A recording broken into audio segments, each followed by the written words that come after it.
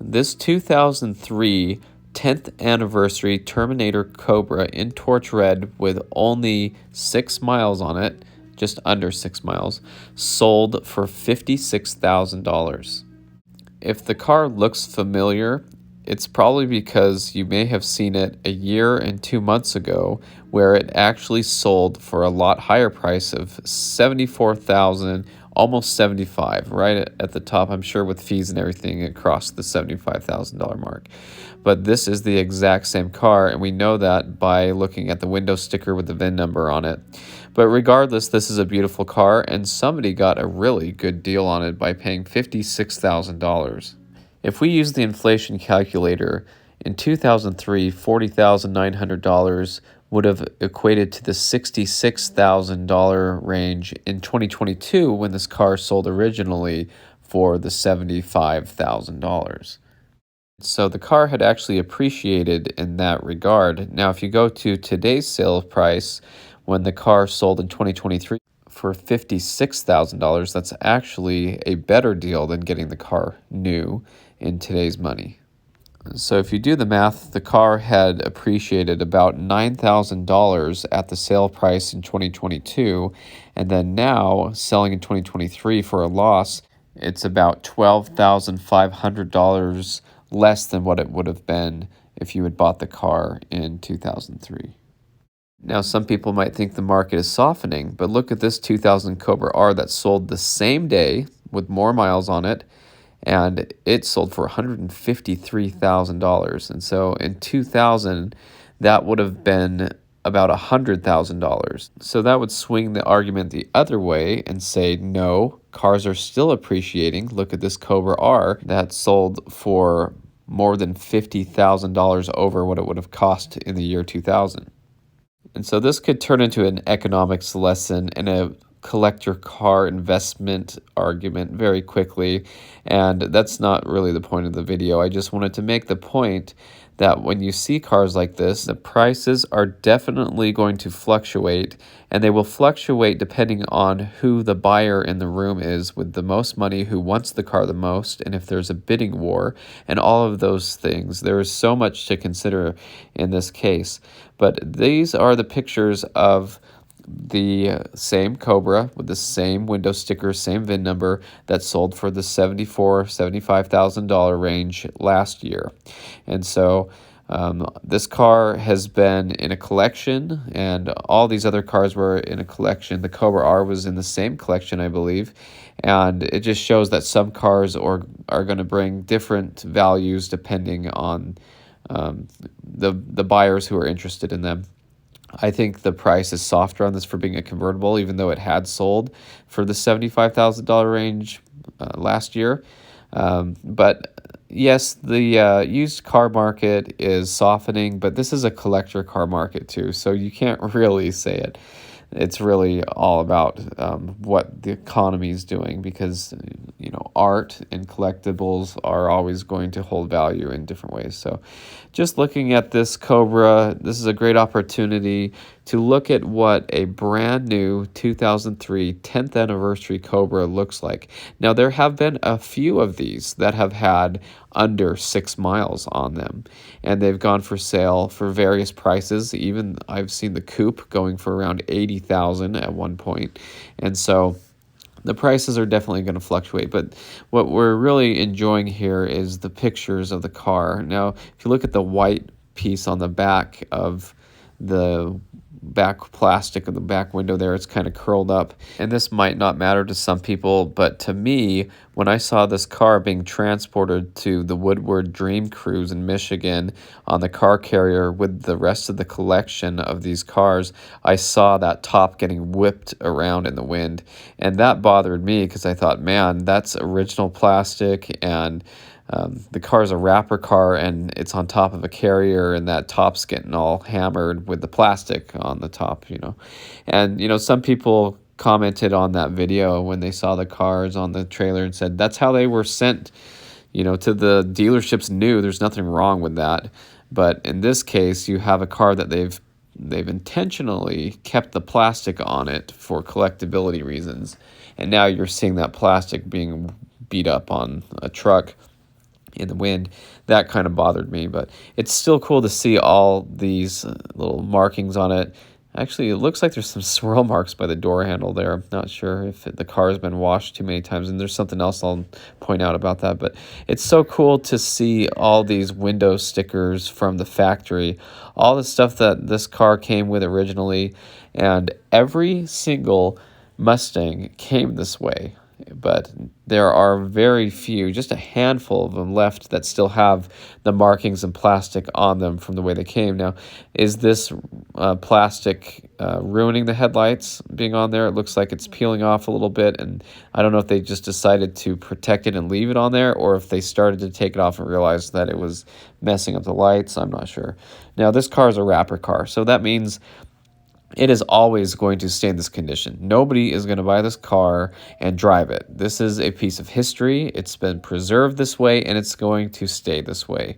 You might have one person out there who would buy this car to drive it, but very, very few people are going to do that because it ruins the value of the collectible state of the car. Now, I'm not saying that's a bad thing. Maybe somebody would drive this, but most likely it's going in a collection where it's going to be preserved for later. There's the Goodyear tires. Those are pretty cool. I have an eye for those. Whenever I see those original tires on Mustangs from this era, it has the red wrap on the steering wheel cover. I believe the Mistachrome Cobras and the 10th anniversaries had the red plastic around the steering wheels, and the other ones had blue. The seats look really good. You can see the pedals there with the Cobra only sticker on the gas pedal. I've actually seen those stickers for sale on eBay not too long ago. But the interior is fantastic shape. There's the carbon fiber leather on the shift boot, shift knob, parking brake handle, all of that. And that's something that's very nice to see in new shape. Now, 5.8 miles is more by 0.4, I believe, than what the car had on it when it sold last year. So it has been driven a little bit. And so here's some more of that carbon fiber leather, and it's not matted down. It looks brand new. It is brand new. It's hardly been touched.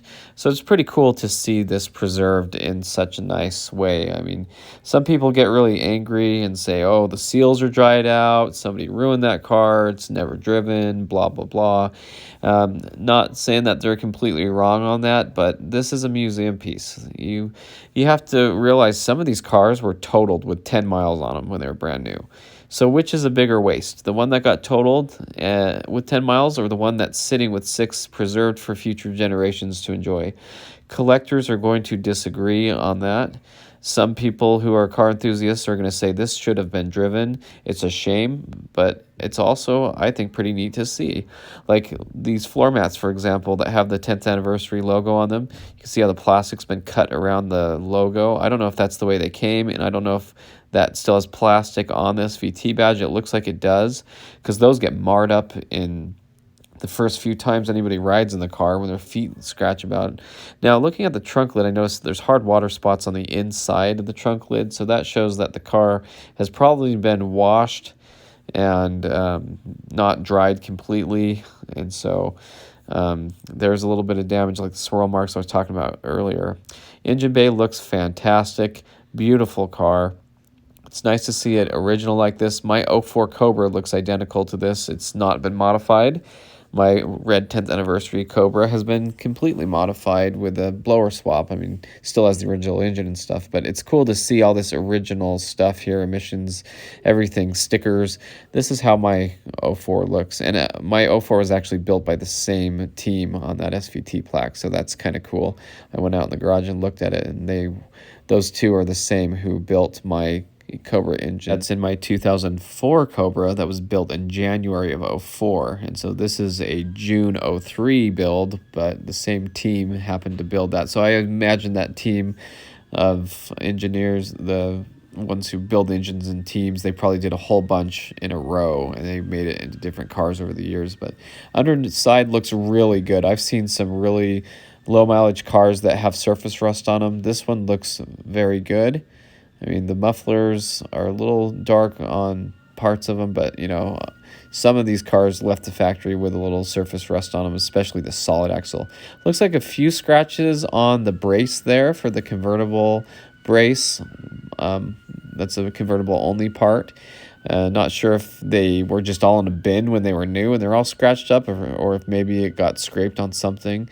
But the rest of the car does look fantastic underneath here. Looks like it should. It's never really been driven. I mean, 5 miles is hardly anything. Some of them drive that far around test tracks and things at the Ford plant and stuff. And so it's hard to know how many miles it actually had on it when it was delivered, but that's usually what I see is around 5 miles. So there's the VIN number, tag, everything. The Y in the VIN number for supercharged 4.6 liter, which is specific to the '03 Cobra. You know, here's some really neat tags. So I've seen these on the bottom of side skirts, and I talked about this when I detailed the underside of my red 10th anniversary Cobra, and you can see that that's what the sticker should actually say on it. So that's really cool to see that preserved. It says TERM for Terminator at the end, and that's not a 10th anniversary specific thing. That is for all Terminators. There's Terminator on the back bumper tab there on the sticker. And this picture was included in these pictures of the fuel-safe racing fuel cell, but that was for the Cobra R, so they got the wrong picture in there. But manuals and everything are in there, so cool to see. Here's that window sticker again, showing that it's a 10th anniversary car. Not that you would doubt it, although some people might try to fake something like that. So here it says it was originally sent to Tennessee. It's actually pretty cool to look through all this and look at the window stickers and see the details. This car was built about a week before my 10th anniversary Cobra was made, so it's kind of fun to see. Now, remember, this car only has 6 miles on it, or 5.8 or whatever. And something that I didn't like was in the video, they do a running video of the car, and it seems like they started it up cold and revved it up a lot for an engine that's not even broken in yet. And maybe the car was warm for this, but I think this was a cold start.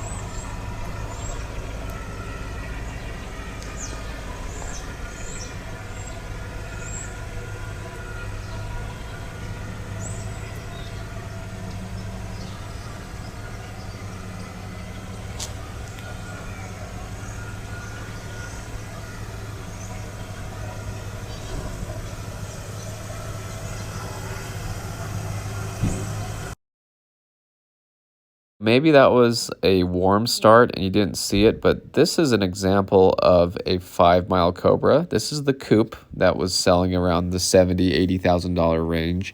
And this car was actually featured on Brit 5.0's YouTube channel. She went over and looked at this car in person and did a good walk around video.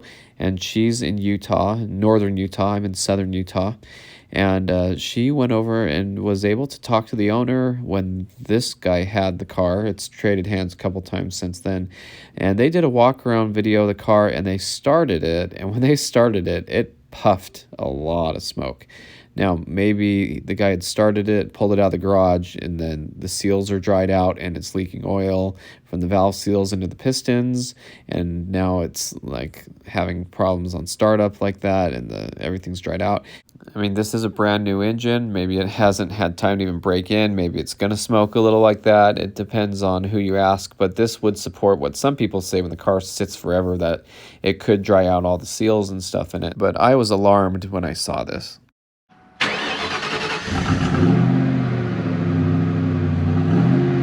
Now, I've already made videos about that car back even before that video was taken of it. And I actually saw that car for sale when it was at an estate sale, and it sold for like $30,000 back then. It was pretty cool. But anyway, values have gone up, and whoever bought it at the estate sale did a good job, and that's just luck, you know, and then they flipped it, and the next person flipped it, and so on. But back to the convertible, back to the conversation. You know, you could talk all day about these cars, and how sitting's not good for them and all that stuff. But I've had that conversation so much, and in the comments on the other videos I've had of the low mile Cobras, people always want to debate on things like that. Look how cool this is to see the stickers on the seats. That's so cool. That was all thrown away from the other cars. You know, every Cobra had those on it when it was new, and all that's been thrown away. So if you have that for your car, put that in the comments. That'd be cool to know. I know my friend Tyler Ahern was into the seat covers and stuff like that. He still had the ones from his competition orange Cobra that had 12,000 miles on it. But anyway, you know, you can get into the debate about the car sitting, but again, I think the end of story conversation is that this car is not going to be driven. It doesn't matter. There's the 5.5 miles that it had on it. So this is when it sold for 75,000. So it had been driven just a little bit, but and maybe someone would say, oh, that was good for it. Or maybe someone would say, that was bad for it. You shouldn't have driven it, because now, you know, it's gotten some more miles on it, and yeah, who knows. But anyway, the fact is the car is not going to be driven. It's probably going to be a museum piece its entire life, and so it doesn't really matter. I've seen the story of it was like a 80s Camaro, an IROC, I believe, or one like it, that was in a storage container found, and it had no miles on it like that. And they said the collector put it in the shop. The stickers on the exhaust is cool.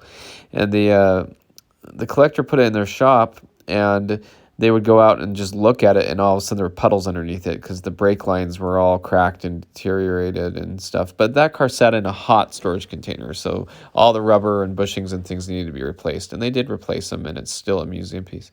But anyway, here's a cool, better look at this thing hanging down here.